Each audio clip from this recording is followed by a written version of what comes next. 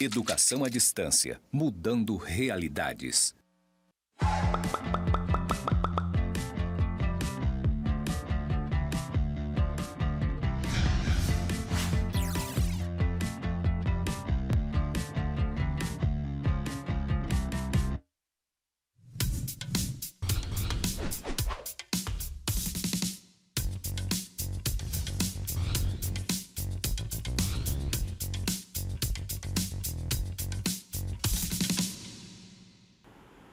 Olá, tudo bem? Estamos aqui agora para começar a nossa primeira aula, a primeira unidade da disciplina de comportamento humano nas organizações. Então, bem-vindos. Hoje nós vamos começar a conversar sobre a evolução histórica da gestão de pessoas dentro das organizações e também tratar um pouquinho sobre essa questão do comportamento, né, das relações dentro das instituições públicas. Vamos lá? Bem, primeiro eu quero apresentar aqui para vocês, no slide, o nosso conteúdo, né, da aula. A evolução da gestão de pessoas, nós vamos ver um pouquinho sobre a evolução da gestão de pessoas, conhecer o servidor público e as suas particularidades e também vamos trabalhar um pouquinho sobre as questões de poder e de cultura nas organizações públicas. Tudo bem? Eu quero começar apresentando para vocês também um estudo de caso. Essa nossa aula nós vamos trabalhar em cima de um estudo de caso, né? Então a gente vai pensar sobre o que está acontecendo nessa situação hipotética e depois a gente vai se debruçar, né, sobre as possíveis soluções, o que poderia ser feito a cada situação dessa. Tudo bem? Vamos lá começar o nosso estudo de caso. Mariazinha é uma pessoa enérgica e idealista.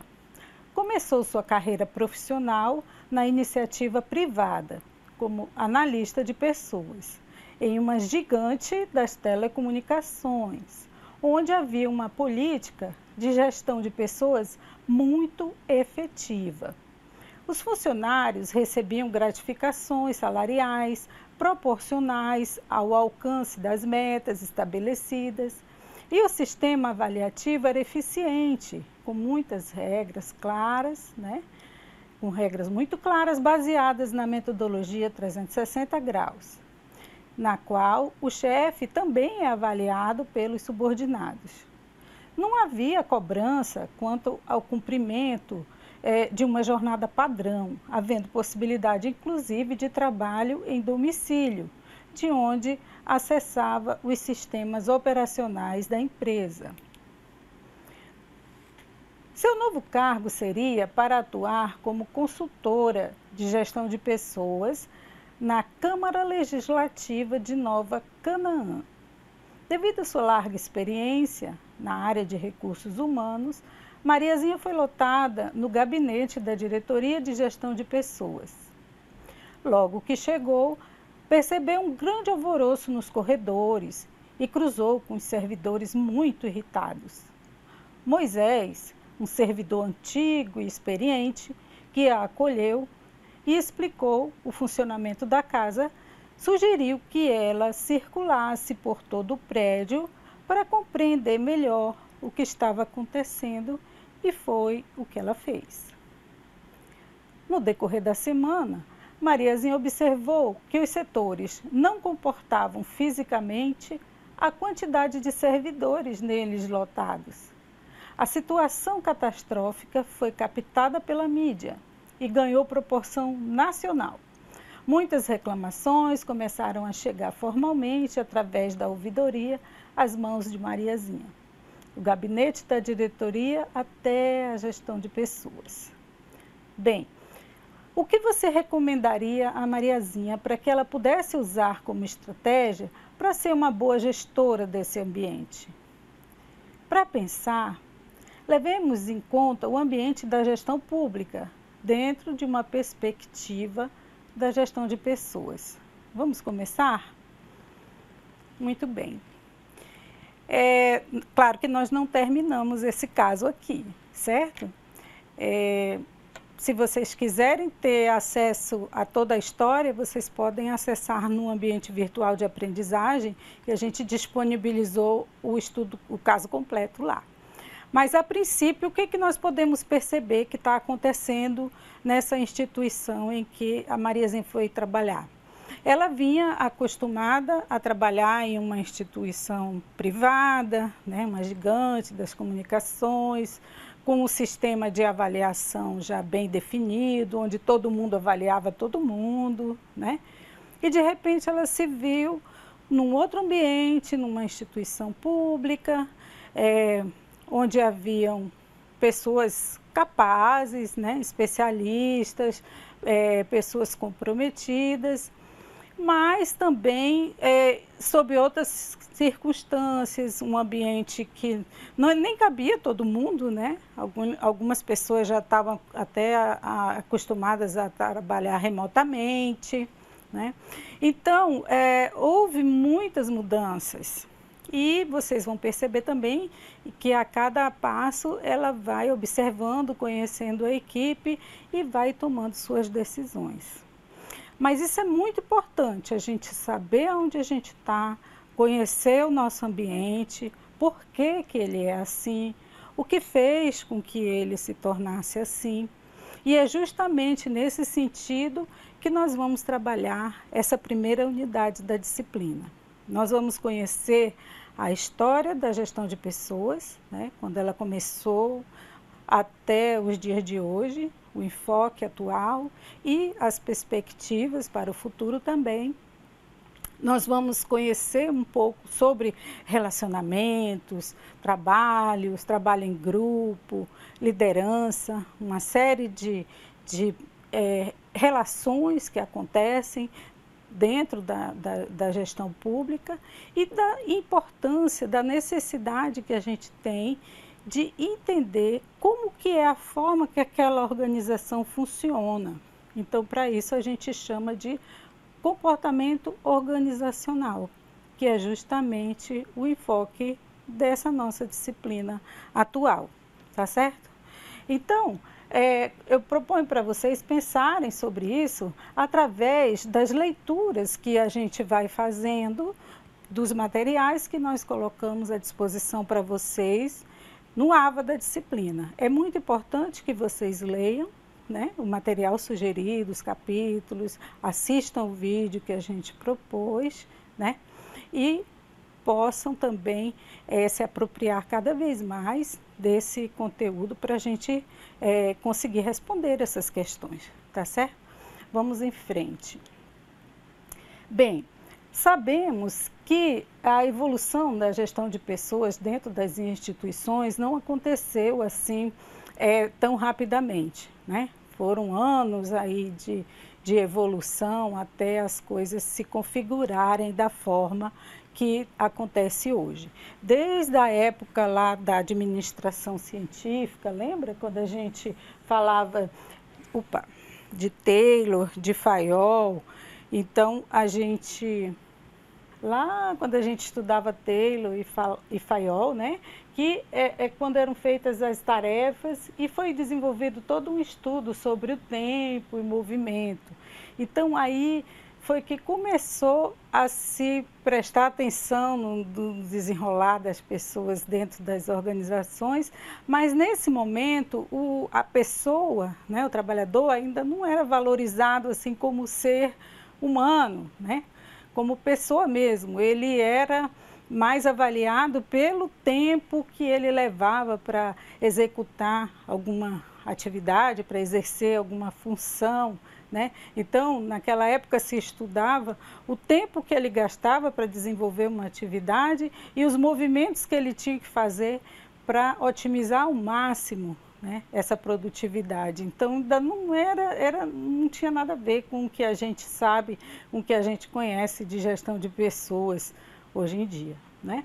Depois entrou a era das relações humanas. Nessa época aqui, grupos sociais, psicólogos, pessoas ligadas área social, começaram a fazer alguns estudos entre a relação dos gerentes e dos trabalhadores, como que era feito esse interrelacionamento. Vocês já devem ter ouvido até falar daquela experiência de Hawthorne, né, que eles foram fazer um estudo com o pessoal sobre a importância da iluminação no ambiente de trabalho. E aí eles perceberam que mesmo reduzindo a iluminação, eles continuavam produzindo, ou seja, eles perceberam que aquelas pessoas estavam se sentindo motivadas pelo simples fato de estar sendo observadas, né? Esse material está lá no livro que eu disponibilizei para vocês também, lá na minha biblioteca, tá certo? Se vocês quiserem dar uma lida para aprofundar, vai ser bem legal. Então, aqui começou a ver a pessoa, o ser humano, o trabalhador, com algo diferente. Mas como vocês podem ver, ainda era considerado recursos humanos. A pessoa era ainda vista como um recurso, né? Não era ainda essa visão de gerir as pessoas, de trabalhar a produção das pessoas através do bem-estar dela dentro da organização, né? Depois veio a teoria da contingência. O que é a teoria da contingência? A teoria da contingência, ela trabalha mais com a questão da complexidade nas relações, na interdependência de fatores pessoais, fatores situacionais. Essa é uma visão bem mais moderna relacionada à gestão de pessoas, porque ela trabalha é uma questão mais profunda, já ligado aos sentimentos, à realização das pessoas, o que fazer se determinada coisa acontecer ou se outra coisa acontecer, né? É um outro olhar sobre a pessoa e o seu relacionamento interpessoal com os grupos dentro da organização e também com a sua produtividade, né? E um outro movimento que começou interferindo bastante desde a década de 1960 e até hoje é muito importante nas organizações, é o movimento da gestão da qualidade, né? Vocês devem ter ouvido falar muito já sobre a questão da gestão da qualidade nas organizações, que é essa capacidade gerencial para inspirar dedicação, inspirar qualidade no atendimento, né? O desempenho elevado das pessoas, na questão da flexibilidade, da valorização do ser humano, né? No trabalho em equipe, na maior cooperação. Ou seja, é um movimento que começou lá no Japão, né? Voltado para a questão da produtividade, para a questão do produto, em atender bem, em atender com qualidade, mas não apenas naquele enfoque no produto, mas também na pessoa, né? Não apenas no cliente, mas também naquela pessoa que está lá na empresa, na organização, trabalhando, de tal forma que as suas metas, a sua produtividade também esteja muito ligada com os seus objetivos pessoais, ou seja, os líderes passaram a trabalhar com o querer ser, o querer fazer das pessoas também. Percebe a mudança? Como foi uma grande mudança, né? Daquela época em que as pessoas trabalhavam praticamente como robôs, até essa nova visão de que as pessoas, elas são parte, estão envolvidas e elas se sentem realizadas em fazer aquilo que é bom para ela e é bom para a organização, certo? Muito bem. Esse é um passeio, assim, digamos, de uma forma macro, sobre a evolução da gestão de pessoas. É claro que no nosso conteúdo aí no ABA, vocês vão ter um acesso mais detalhado para poder acompanhar cada um desses processos, né? Além disso, para ajudar a Mariazinha, nós precisamos considerar também estratégias e estilos de sistemas que aconteceram no serviço público brasileiro, porque houve mudanças também dentro da gestão pública nas organizações públicas no Brasil, né? Basicamente, nós podemos dividir em 3 fases. A primeira dela é o Estado patrimonialista. Nesse momento, havia um conceito desenvolvido por Max Weber que se refere a características de um Estado sem distinções entre os limites do público e os limites do privado. Isso era muito complicado no início, porque realmente havia, né, nos tempos do Império, né, uma relação de poder muito grande dos grandes aristocratas, né, e ao mesmo tempo não tinha essa ideia bem separada entre o que era público e até onde ia a relação, o poder, né, desses aristocratas em relação também às decisões políticas, né? Não tinha muito claras essa ideia do que era público, do que era privado, a coisa era meio assim, né, vista dessa forma patrimonialista que a gente fala. Depois entrou o Estado intervencionista. Ele é marcado por uma regulação exaustiva, né?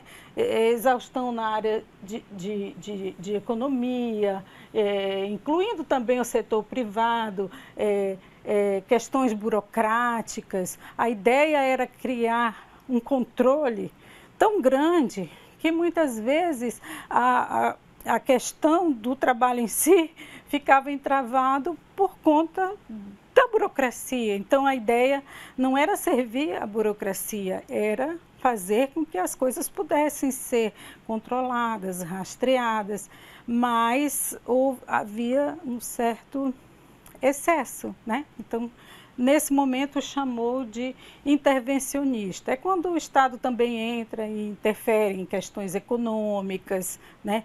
Controle, por exemplo, de moedas, né? De transações. É muito mais complexo de se...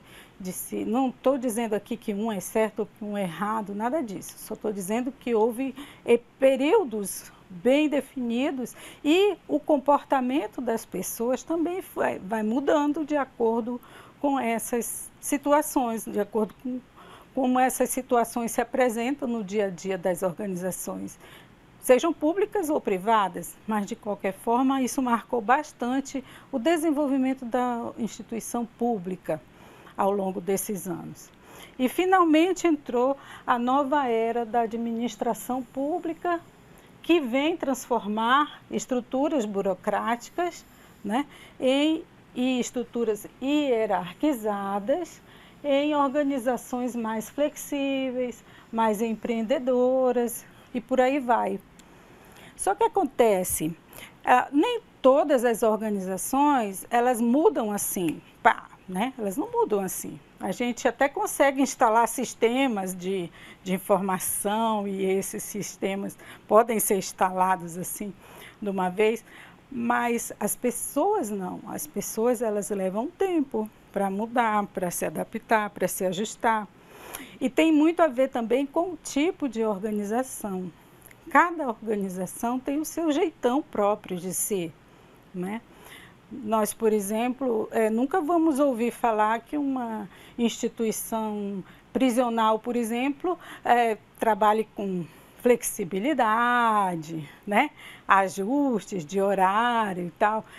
A coisa é muito cheia de controles, não é?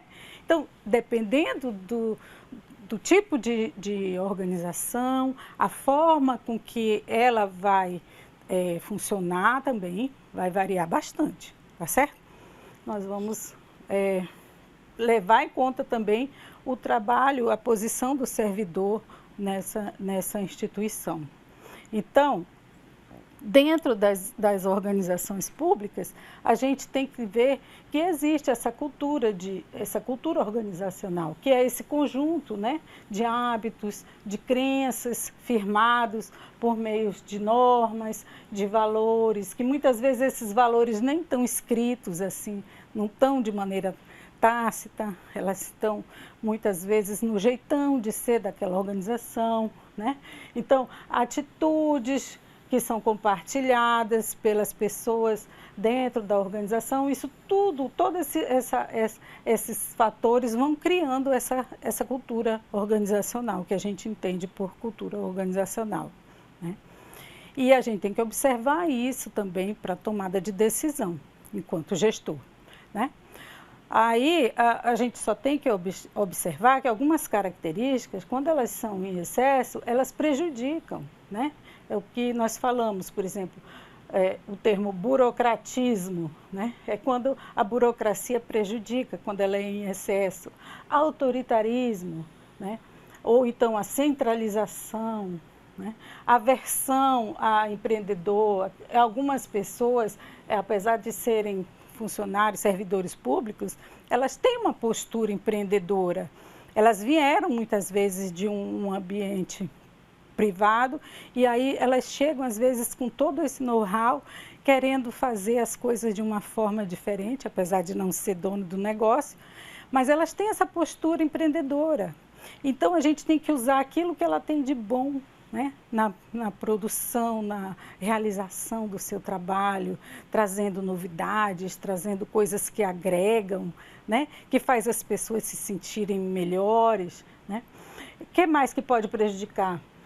Paternalismo, projetos de curto prazo, coisas que aparecem assim, duplicação de projetos, né? Ah, mas não era assim, agora é assado, conflito de objetivos, né? Ou conflito de interesses, né? Ou uma administração assim amadora. Tem tantos outros fatores, né, que podem vir e interferir de uma forma prejudicial, né, no desenvolvimento de uma gestão de pessoas. Então, o que acontece? A gente tem que ver toda a história que existe naquela organização para entender e, a partir daí, tomar as melhores decisões. Por isso que é tão importante a gente conhecer a cultura organizacional, tá certo? Muito bem, essa relação de poder, essa questão do poder está muito ligado com as culturas, né? Porque hoje se entende que poder é a capacidade de exercer a influência de uma maneira tal que a gente possa fazer as coisas acontecerem, que a gente possa fazer com que as pessoas queiram fazer acontecer, elas realmente queiram agir e fazer de forma estratégica, envolvendo as pessoas, né? Então é por isso que a gente tem que conhecer bastante o que tem por trás da história daquele grupo, o que tem por trás da história daquelas pessoas, né? Lá da empresa que a Mariazinha entrou, e ela não vai chegar assim dizendo que ela vai fazer sem conhecer primeiro o grupo, vai, né? Isso aí a gente tem que ver bem. Então, para a gente pensar, como que a Mariazinha poderá melhorar seu ambiente de trabalho? Como se caracteriza aquela organização lá, né? E você que já está trabalhando, você que já é da área da gestão pública, como é a organização que você trabalha, né? Em que fase ela está? Você acha que ela é mais patrimonialista, intervencionista, ou ela já está nessa nova administração pública, né? O seu ambiente de trabalho, como é? Em que fase que ele se encontra, né? Então, isso aqui é digamos assim, para pensar. Não vale nota, mas é uma atividadezinha para a gente ler, né, nosso material que está lá disponível e já começar a pensar nesse posicionamento. Se você fosse a Mariazinha, o que você faria? E atualmente, como é que está, né? E também talvez pensar onde é que a gente quer chegar, tá certo? Muito bem, essas são as nossas referências, pode ver que ela está aumentando um pouquinho. E bons estudos, pessoal, até a próxima aula.